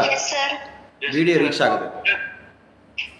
அப்போ தெலுங்கானா மாநிலத்தில் மாவோயிஸ்டுகள் அப்படிங்கிறத ஞாபகம் வச்சுக்கிறணும். சத்தீஸ்கரில் நமக்கு வந்து நக்சலைட்டுகள் ஞாபகம் வச்சுக்கிறணும். அஸ்ஸாமில் அல் உமா ஞாபகம் வச்சுக்கிறணும். அப்புறம் உல்ஃபா தீவிரவாதிகள் அப்படிங்கிறது ஞாபகம் வச்சுக்கலாம். உல்ஃபா தீவிரவாதிகள். ஸோ இது எல்லாமே தீவிரவாத குழுக்கள் அப்படின்ற மாதிரி சொல்லப்படுது. சார் அடுத்து அதே இது இப்போ ரீசெண்டாக ஒரு மாநிலத்தில் பார்த்தோம். மசூதிக்குள்ளே போய் ஆய்வு நடத்துகிறோங்கிற பேரில், தொல்லியல் ஆய்வு நடத்துகிறோங்கிற பேரில் வந்து 2 அதமாக இருக்கக்கூடிய மதங்களுக்கிடையே பிரச்சனை ஏற்பட்டுச்சு. எந்த மாநிலத்தில்? உத்தரப்பிரதேசத்தில். எந்த ஊரில்? சம்பல். என்னங்க? சம்பல் அப்படிங்கிறது ஞாபகம் வச்சுக்கணும். அப்போ உத்தரப்பிரதேசத்தில் சம்பல் வன்முறை, அவங்களுக்காக 3 கமிஷன் கமிட்டி அமைச்சிருக்கிறாங்க. 3 நபர் ஆணையம், 3 கமிஷன் கமிட்டி. இது முக்கியமானதுங்க. 3 கமிஷன் கமிட்டி. எங்க யாராவது ஒரு ஆள் சொல்லுங்க பார்ப்போம். சரியா? இந்த லக்கிம்பூர் இன்சிடென்ட் அப்படின்னாவே என்ன நம்ம ஆல்ரெடி பேசியிருக்கோம். எதுக்காக ரீகால் அவசியம் சொல்றேன்னு புரியுதா? லக்கிம்பூர் இன்சிடென்ட் லாஸ்ட் இயர்ல அல்லது போன தேர்தலில் அதிகமாக விமர்சிக்கப்பட்ட ஒரு சம்பவம். லக்கிம்பூர் இன்சிடென்ட் சேம் உத்தரப்பிரதேசத்தில். எதற்காக? Both online and offline. தெரிஞ்சா சொல்லலாம், தெரியலன்னா தெரியலன்னு சொல்லிடணும். You should not take too much of time. Lakhimpur farmer bills அதை இன்ட்ரோடியூஸ் பண்ணாங்கல்ல சார், அதனால தான் ப்ரொடெஸ்ட் நடந்தது அந்த இன்சிடென்ட். ஆமா, அதேதான். விவசாயிகள் போராட்டம், விவசாயி கொள்கைகள் அப்படிங்கிற மாதிரி வந்து ஒன்று உருவாக்குனாங்க பாலிசி. அதை எதிர்த்து அவங்க வந்து கூட்டம் நடத்திட்டு இருக்கும்போது ஒரு மினிஸ்டரோட பையன் கார் ஏற்றிட்டு போய் அப்படியே ஸ்பாட்லேயே ஆளை 2 பேரை காலி பண்ணி உயிரோடு ஏற்றி கொண்டார். அது வந்து நிறைய லக்கிம்பூர் அப்படிங்கிறது அந்த இதில் முக்கியமானது. அது பிரச்சனை. இப்போ உத்தரப்பிரதேசத்தில் தான் சம்பல் வன்முறை. இந்த சம்பல் வன்முறை அப்படிங்கிறது வந்து மசூதிகளில் ஆய்வு அப்படிங்கிற மாதிரி இருக்கக்கூடிய பிரச்சனை வந்து இருக்குது. ஸோ இந்த இடத்துல ஜாமா மசூதியில் அங்கே இருக்கக்கூடிய ஒரு கோவில் ஹரிஹரர் அப்படிங்கிற ஒரு கோயிலா. அங்கே உள்ள ஒரு கோயில் இருக்குங்க, எங்கள் கோயில் தான் உள்ளே இருக்கு அப்படிங்கிற மாதிரி. ஏற்கனவே மசூதி, பாபர் மசூதி இடிப்பு வழக்கு அது மாதிரி தான். இது வந்து ராமருக்கு சொந்தம் அப்படிங்கிற மாதிரி சொல்லி சொந்தம் கொண்டாடி இதே மாதிரி ஒவ்வொரு கோயில்களையும் இப்போ இந்த ஜாமா மசூதி இருந்த இடத்துல தான் ஹரிஹரர் அப்படிங்கிறவருடைய கோயில் பிரதானமாக இருந்ததாகவும் 1526 யார் இருந்திருப்பா? பாபர் தான், முகலாய பேரரசர் பாபர். 1526 ஏப்ரல் 1 தான் என்ன நடந்துச்சு? முதல் பானிபட் போர் நடந்துச்சு. யார் யாருக்கு இடையில நடந்துச்சு? இப்ராஹிம் லோடிக்கும் பாபருக்கு இடையில நடந்துச்சு. தம்பி கவனிக்கணும், பாபருக்கும் இப்ராஹிம் லோடிக்கு இடையில நடந்துச்சு. இதுல தான் முதல் முறையாக என்ன பயன்படுத்தப்படுச்சு? பீரங்கி பயன்படுத்தப்படுச்சு. இந்தியாவிலேயே பீரங்கி அறிமுகப்படுத்திய முதல் அந்தமாக இருக்கக்கூடியவர் யாரு? பாபர். அவர் அறிமுகப்படுத்திய பீரங்கியோட பேர் இது ரூமி ஞாபகம் வச்சுக்கணும். அவருடைய அந்த போர் முறைக்கு என்ன பேரு? துல்ருமா. கேட்டு வச்சுங்க, துல்ருமா. நம்ம ஆல்ரெடி படிச்சிருக்கோம், முகலாயர்கள் படிச்சிருக்கோம். ஏன்னா இந்த செட்டுக்கு உங்களுக்கு ஹிஸ்ட்ரி நடத்தி முடிச்சிருக்கு, பாலிட்டி நடத்தி முடிச்சிருக்கு, மேத்ஸ் நடத்தி முடிச்சிருக்கு. இந்த மாதம் ஃபுல்லாக உங்களுக்கு எக்கனாமிக்ஸ், ஜியாகிரபி, மறுபடியும் மேத்ஸ் அண்டு தமிழ் அப்படிங்கிறத நான் சொல்லியிருக்கேன் டிஎன்பிஎஸ்சி படிக்கக்கூடியவர்களுக்காக. அப்போ இது இந்த 3 நபர் கமிஷன் அப்படிங்கிறதுல யார் சார் இருக்கிறாங்க? 3 நபர் கமிஷனில் யார் இருக்கிறாங்க அப்படின்னு சொல்லி பார்த்தீங்கன்னா எழுதி வச்சுங்க. இந்த விவகாரத்தில் சம்பல் மாவட்டம் நீதிமன்றத்தினுடைய அவங்களே பண்ணியிருக்கிறாங்க. இதனுடைய ஆணையத்தின் தலைவராக ஓய்வு பெற்ற அலகாபாத் உயர்நீதிமன்ற நீதிபதி தேவேந்திரகுமார் அரோரா. அலகாபாத் உயர்நீதிமன்றம், அலகாபாத் தற்போது எவ்வாறு அழைக்கப்படுது? பிரயாக்ராஜ். அதோட ஓய்வு பெற்ற நீதிபதி தேவேந்திரகுமார் அரோரா. அதுக்கப்புறம் ஓய்வு பெற்ற ஐஏஎஸ் அதிகாரி அமித் மோகன் பிரசாத்.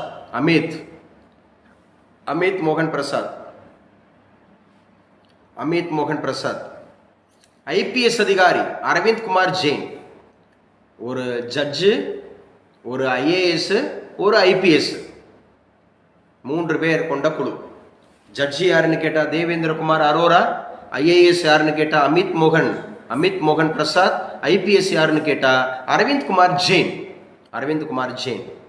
இவங்க 3 பேர் கொண்ட 3 பேர் கமிஷன் தான் இங்க அமைச்சிருக்கிறாங்க. எங்க பாக்குறோம்? உத்தரப்பிரதேசத்துல. எந்த வன்முறையில? சம்பல் வன்முறை.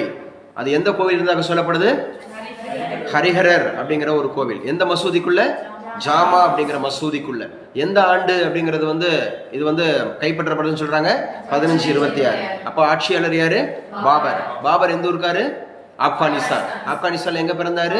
காபூல். எந்த வருஷம் பிறந்தாரு? 1483. எப்ப பதவியேற்றாரு? 1494. எப்ப முதல் பானிபட்டு? 1526 ஏப்ரல் 21. அதுக்கப்புறம் 1527 சந்தேல், 1528 கான்பா, 1529 காக்ரா. சொல்லுமா? 1527 கான்பா, அப்புறம் 1528 சந்தேல், 1529 காக்ரா, 1530 இறப்பு. சரி, இப்ப பேட்மிண்டன் போட்டியில பாய்ஸ்ல இருந்து சொல்லுங்க. பேட்மிண்டன் போட்டியில சாம்பியன் பட்டம் வென்றவர்கள் இந்தியாவை சார்ந்தவர்கள் சொல்லுங்கப்பா. ஒவ்வொருத்தரும் சொல்லுங்க. இதான் ஃபர்ஸ்ட் நியூஸ் சொன்னேன். பிவி சிந்து ஒருத்தர், ரைட்டு. சரி தம்பி சொல்லுங்க. லாய்டு, காயத்ரி கோபிச்சந்த். வேடிக்கை பார்த்தீங்களா? சொல்லுங்க, கேர்ள்ஸ் சொல்லுங்க. லக்ஷயா சென். வேற? Teresa jolly. பேட்மிண்டன் போடி. இந்த பேட்மிண்டன் போடியினுடைய கேப்ஷன் என்ன? சையது மோடி இன்டர்நேஷனல். சையது மோடி இன்டர்நேஷனல். அதே மாதிரி அந்த குகேஷ் அப்படிங்கிறவர் யாரோட போட்டி போடுறாரு? டின் லிரன். யாரோட? டின் லிரன். எந்த ஊர்ல? சிங்கப்பூர்ல. எந்த ஊர்ல? சிங்கப்பூர்ல. இப்ப டிரா பண்ணிருக்காரு, மறுபடியும் 4வது ஆட்டத்திலையும் டிரா ஆயிடுக்கு அப்படிங்கிறது. சரியா? அதே மாதிரி ஜூனியர் ஆடவர் ஆசிய கோப்பை ஹாக்கி போட்டி எங்கு நடைபெற்று கொண்டு இருக்கிறது? ஓமன்ல, மஸ்கட்ல. ஓமன்ல, மஸ்கட்ல ஜூனியர் அப்படிங்கிறது. அரையிறுதியில் இந்தியா, எழுதி வச்சு, செமிஃபைனல்ல போயாச்சு. அரையிறுதிக்கு இந்தியா முன்னேறியது. இந்தியா அப்படிங்கிறது அரையிறுதிக்கு முந்தியாச்சு. தென்கொரியாவை வீழ்த்தி அரையிறுதிக்கு போயிருக்கு. ஐசிசி தலைவர் யாருன்னு சொன்னேன்?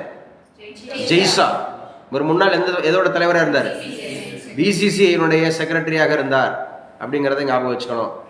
பிசிசியோட செக்ரட்டரி எழுதி வச்சுங்க. நேற்றுக்கு தினம் சொல்லியிருக்கிறாங்க எய்ட்ஸ் உயிரிழப்பு.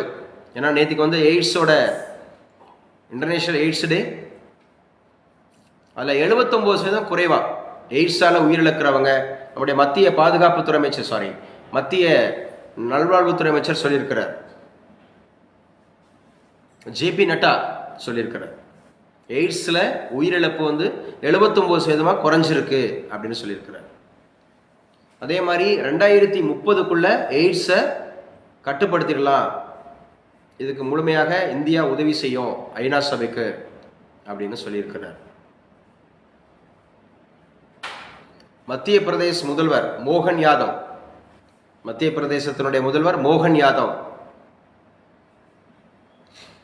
மத்திய பிரதேசல 2028க்குள்ள ஒழிக்க நடவடிக்கை இலக்கு வச்சிருக்காங்களாம். எய்ட்ஸ்ன்ற நோய் இருக்கக்கூடாதான். 2028 அப்படிங்கிறதுக்குள்ள எய்ட்ஸை ஒழிக்கணும் அப்படின்னு சொல்லி. சரி, இதுல யார் யாரு? ஆயுஷ்மான் பாரத்ல, ஆயுஷ்மான் பாரத் நம்ம ஏற்கனவே நிறைய பார்த்துருக்கோம். இது மெயின்ஸ் டாபிக்னு நான் சொல்லியிருக்கேன். மெயின்ஸ்ல ஆயுஷ்மான் பாரத்.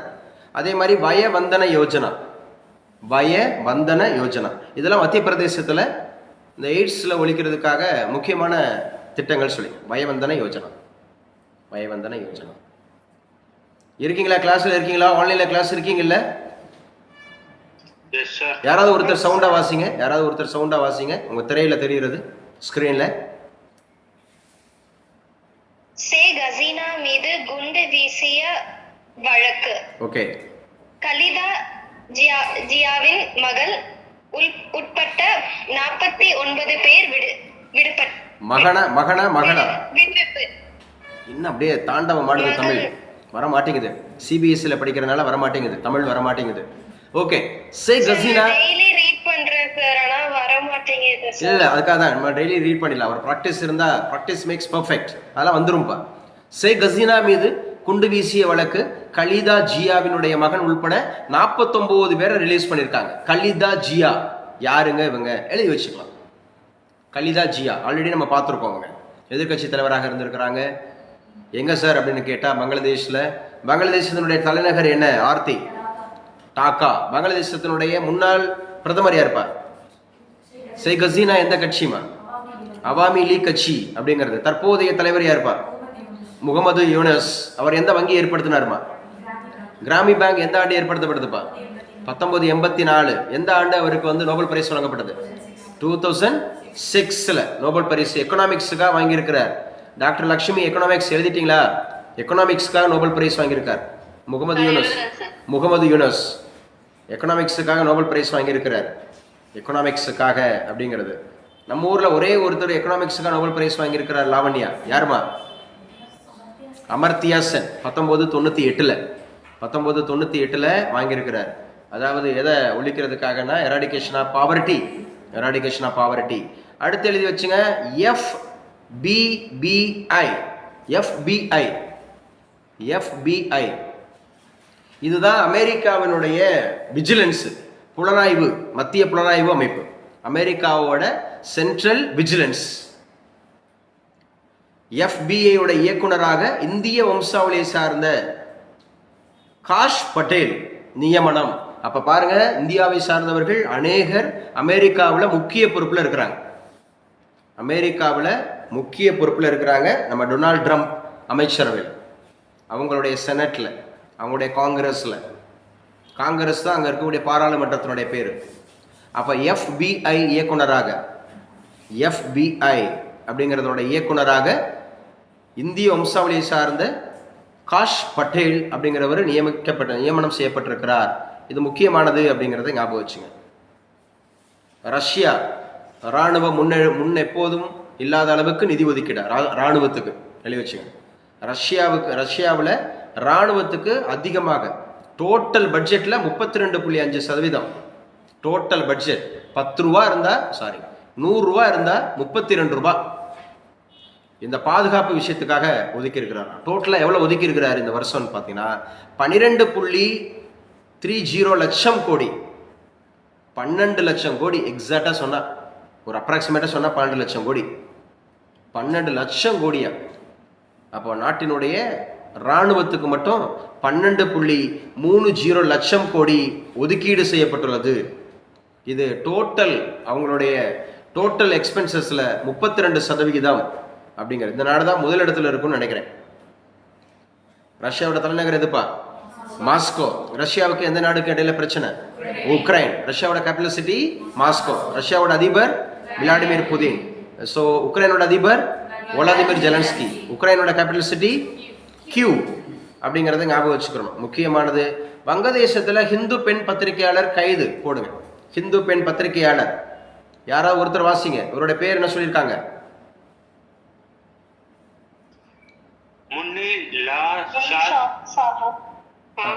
தம்பிக்குமே ரொம்ப தாண்டம் ஆடும் போலே தமிழ்.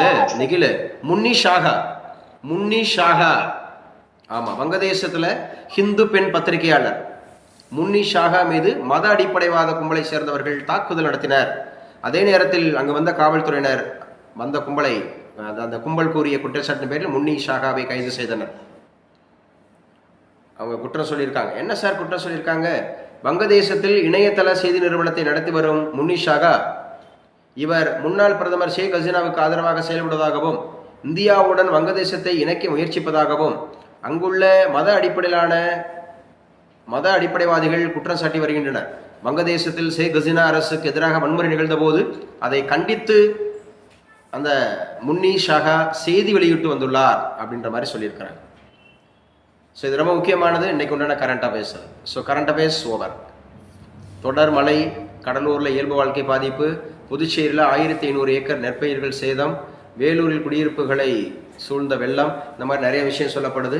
அதே மாதிரி நம்முடைய புதுச்சேரியினுடைய முதலமைச்சர் ரங்கசாமி, அது ஒன்றும் இல்லைங்க, இந்த மழை இப்படி ஒன்றும் பெருசாலாம் இல்லை. ஆக்சுவலாக வந்து பார்த்தீங்கன்னா இது அமாவாசை காலம். அப்படி தான் கடல் வந்து என்ன பண்ணோம், நிறைய மழை இருக்கும், அலைகள் அதிகமாக இருக்கும். அப்புறம் கடல் நீர் வந்து உள்வாங்கிறதுனால தண்ணி வந்து வெளியில் வந்திருக்கு அப்படிலாம் சொல்லியிருக்கிறாரு. இந்த மாதிரி சொல்கிறாங்க. அது எந்த அளவுக்கு உண்மைன்னு தெரியல. பட் நான் இது வந்து கமெண்ட்ஸில் பார்த்தேன். So current affairs class over. யாருப்பா? Sir Nikhil sir. நிகிலா சொல்லுப்பா. சார் போபால் கேஸ் லீக் ஆகி 40 வருஷம் ஆகுது சார். ஓ, இன்னைக்கு தானா? டிசம்பர் 2 எழுதி வச்சுங்க. 1984 டிசம்பர் 2. 1984 டிசம்பர் 2. 84 தான் வந்து பார்த்தீங்க அப்படின்னு சொன்னால் இந்த போபால் விஷவாயு கசிவு நடந்துச்சு. போபால் விஷவாயு கசிவு மத்திய பிரதேசத்தினுடைய கேபிட்டல் சிட்டி எதுப்பா? போபால். மத்திய பிரதேசத்தினுடைய கேபிட்டல் சிட்டி. மத்திய பிரதேசத்தினுடைய முதலமைச்சர் யாருன்னு பார்த்தோம்? என்ன யாதவ்? மோகன் யாதவ். அப்ப எந்த வருஷம்? 84ல் 40 ஆண்டுகள் நிறைவு. சரி, அதுக்கு காரணமாக இருந்த அந்த நிறுவனத்தின் பெயர் என்ன? Union carbide. அந்த நிறுவனத்தினுடைய பெயர். அந்த நிறுவனத்தினுடைய தலைவர் யார்? ஆண்டர்சன். அந்த நிறுவனத்தினுடைய தலைவர் வந்து ஆண்டர்சன் அப்படிங்கறத ஞாபகம் வச்சுக்கிறோம். சரி, அதுக்கு காரணமாக இருந்த அந்த கெமிக்கலோட பேர் என்ன? மெத்தில் ஐசோசைனேட் அப்படிங்கறத ஞாபகம் வச்சுக்கணும். ஸோ 40 ஆண்டுகளை கடந்து அந்த போபால் விஷவாயு கசிவு அப்படிங்கிறது இருக்கு அப்படிங்கறத ஞாபகம் வச்சுங்க. It is also very very important அப்படி சொல்லி பார்க்குறோம். ஸோ அப்போ தற்போது பெஞ்சால் அப்படிங்கிற புயல் அப்படிங்கிறது வந்து எந்த நாடு பரிந்துரைத்தது? Saudi Arabia. இதுவரை எத்தனை புயல்கள் அப்படிங்கிறது பரிந்துரை செய்யப்பட்டிருக்கு? 169. எத்தனை நாடுகள் பரிந்துரைக்கும் குழுவில் இருக்கு? 13 நாடுகள். அடுத்து பெயரிடப்படும் புயல்களுடைய பெயர்கள் எது? சக்தி இலங்கை நாடு வைக்குது. அதுக்கப்புறம் மோந்தா யார் வைக்கிறார்? தாய்லாந்து வைக்குது அப்படிங்கிறத ஞாபகம் வச்சுக்கணும். எழுதி வச்சுங்க. தமிழ்நாட்டில் இது வந்து நம்ம ஆல்ரெடி அனுப்பியிருக்கேன், நீங்கள் போய் பார்த்துக்குங்க. தமிழ்நாட்டில் இதுவரை வந்த புயல்களில் நிஷா அப்படிங்கிற ஒரு புயல் 2008 வந்திருக்கு. ஜல் அப்படிங்கிற ஒரு புயல் 2010. நிஷாங்கிறது 2008. நிஷா. ஜல் அப்படிங்கிறது 2010. ஜல் அப்படிங்கிறது 2010. தானே அப்படிங்கிறது 2011. தானே. இதெல்லாம் தமிழ்நாட்டை தாக்கிய புயல்கள். தமிழ்நாட்டில் புரிஞ்சு வச்சுக்கணும். தானே 2011. நீலம் 2012. நீலம் 2012. மடி 2013. வர்தா 2016. 2016 வர்தா. கும்கி 2017. கஜா 2018. கஜா 2018. ஃபானி 2019. 2019. நிவர் 2020. நிவர் 2020. இப்போ பெஞ்சா. இதுக்கு இடையில வந்து இது கன்னியாகுமரி தாக்கச்சல ஓகி புயல் தாக்கச்சா தாக்கலையா? ஓகி. ஓகிங்கிறதுக்கு யார் பேர் வச்சான்னு சொன்னோம்? மியான்மர். ஓகி புயல். என்னமா? ஆமா, புறாவோட கண்ணுன்னு சொல்லி பேர் வச்சாங்க. ஓகி புயல். கன்னியாகுமரியில மீனவர்கள் நிறைய பேர் வந்து கடலுக்குள்ள மாயமானாங்க. ஸோ ரொம்ப முக்கியமானது அப்படிங்கிறதுக்கு ஞாபகம் வச்சுங்க. இந்த அடிப்படையில் டிசம்பர்ல மிக்சம் புயல் வந்துச்சு சார். மிக்சம் புயல் அது நமக்கு இல்லைல்லம்மா. மிக்சம் புயல் அது நமக்கு இல்லை.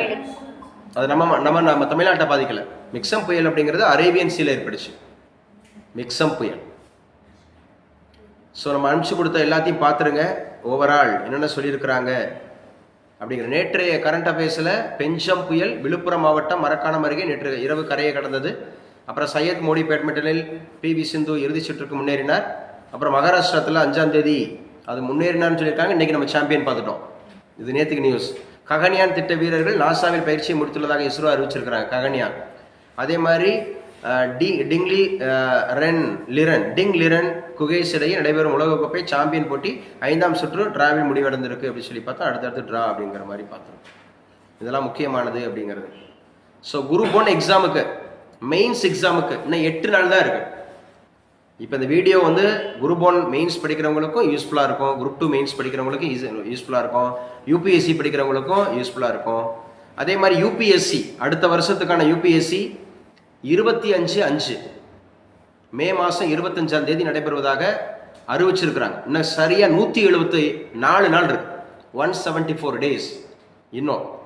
அதே மாதிரி UPSC மெயின்ஸு ஆகஸ்ட் 22ஆம் தேதினு அறிவிக்கப்பட்டாச்சு அடுத்த வருஷம். அதுக்கு இன்னும் 263 நாள் இருக்கு. 263 263 நாள் இருக்கு. குரூப் 1 அறிவிக்கப்பட்டாச்சு அடுத்த வருஷம் எப்போ நடக்கும்னு சொல்லி. குரூப் 1 எக்ஸாக்டா ஜூன் 15ஆம் தேதி நடைபெறும்னு அறிவிச்சிருக்காங்க. ஜூன் 15ஆம் தேதி கரெக்டாக 195 நாள் இருக்கு. 195 நாள் குரூப் 1க்கு. குரூப் 2 அறிவிக்கப்பட்டாச்சு செப்டம்பர் 28ஆம் தேதி இருக்குன்னு சொல்லியிருக்காங்க. செப்டம்பர் 28ஆம் தேதி சரியா இன்னும் 300 நாள் இருக்கு. 300 days. குரூப் 2க்கு 11,000 போஸ்ட்னு சொல்லிட்டான். Group 4 11,000 post. இது வந்து குரூப் 2 அப்படிங்கிறது ஒரு 5,000 போஸ்ட்டுக்குள்ளே இருக்குன்னு சொல்லியாச்சு. இதெல்லாமே அறிவிக்காச்சு எவ்வளோ போஸ்ட் இருக்குன்னு சொல்லியாச்சு. ஸோ இந்த அடிப்படையில் நீங்கள் பார்த்துங்க. குரூப் 4 எக்ஸாம் 11,000 போஸ்ட்டுக்கிட்ட இருக்கு. குரூப் 4 அடுத்த மாதம் அடுத்த வருஷம் அதாவது 2025 ஜூலை 13ஆம் தேதி சொல்லியிருக்காங்க. ஜூலை 13ஆம் தேதி. இன்னும் 223 நாள் இருக்கு. 2 to 3 223 நாள். அப்ராக்சிமேட்டாக குரூப் 2 அப்படிங்கிறதுக்கு 300 நாள் இருக்கு. குரூப் 4 அப்படிங்கிறதுக்கு 223 நாள் இருக்கு. குரூப் 1 அப்படிங்கிறதுக்கு 195 நாள் இருக்கு. நாட்கள் அது 300 தெரியும், 200 தெரியும், 300 தெரியும். அப்புறம் குயிக்காக வந்து 50 ஆகும், 25 ஆகும், ஒரு வாரம் இருக்கும். நான் அப்படி தான் போனோம்னா சொல்லி நடத்துனேன். பழைய ஸ்டூடெண்ட்ஸுக்குலாம் தெரியும். எவ்வளோ காலம் நினச்சக்கூடாது. நான் தான் சொல்லியிருக்கேன்ல, வாரத்துக்கே ஒரு நாள் தான் கிளாஸ். நீங்கள் முழு நேரமாக கவனிச்சுட்டீங்கன்னா ஒரு நாளைக்கு நீங்கள் 4 மணி நேரம் படிச்சீங்கன்னா 6 நாளைக்கு படிச்சீங்கன்னா 24 மணி நேரம் தான். அதை நீங்கள் முழுசாக எடுத்துட்டீங்கன்னா ஒரு நாள் தான் வாரத்துக்கு. அப்போனா 52 நாள். ஒரு வருஷத்துக்கே 52 நாள். 365 நாளாக கணக்கு பண்ணிங்கன்னா 4 மணி நேரம் படிக்கிறவங்களுக்கு கூட முழுசாக 4 மணி நேரம் படிக்கிறவங்களுக்கு கூட 52 நாள் தான் இருக்கு. ஒரு வருஷத்துக்கே 52 நாள் அப்படின்னா நீங்கள் புரிஞ்சுக்குங்க. அப்போ எந்த அளவுக்கு நம்ம படிக்கணும், எப்படி நம்ம ரிசல்ட் அடிக்கணும் அப்படிங்கிறத நீங்கள் புரிஞ்சுக்கிட்டீங்கன்னா கம்பல்சரி உங்களுக்கு வந்து நேரத்தை வீணடிக்க மாட்டீங்க. இந்த நேரம் அப்படிங்கிறது வந்து வீணடிக்க மாட்டீங்க. ஸோ நல்லா புரிஞ்சுக்கிட்டு படிங்க ஓவரால் அப்படிங்கிறது. I never lose, too, I either win or learn. இது நெல்சன் மாண்டேலா சொல்லியிருக்கிறார். I never lose, too, I either win or learn. யார் சொன்னது? Nelson Mandela. நெல்சன் மாண்டேலா எந்த ஊருக்காரு? South Africa. சவுத் ஆப்பிரிக்காவோட முன்னாள் அதிபர் அப்படிங்கிறத ஞாபகம் வச்சுக்கணும். So world computer literacy day இன்னைக்கா? வேர்ல்டு கம்ப்யூட்டர் லிட்ரஸி டே, உலக கணினி எழுத்தறிவு தினம். கம்ப்யூட்டர் லிட்ரஸி, கம்ப்யூட்டர் அப்படிங்கிறது கம்பல்சரி கற்று வச்சுங்க.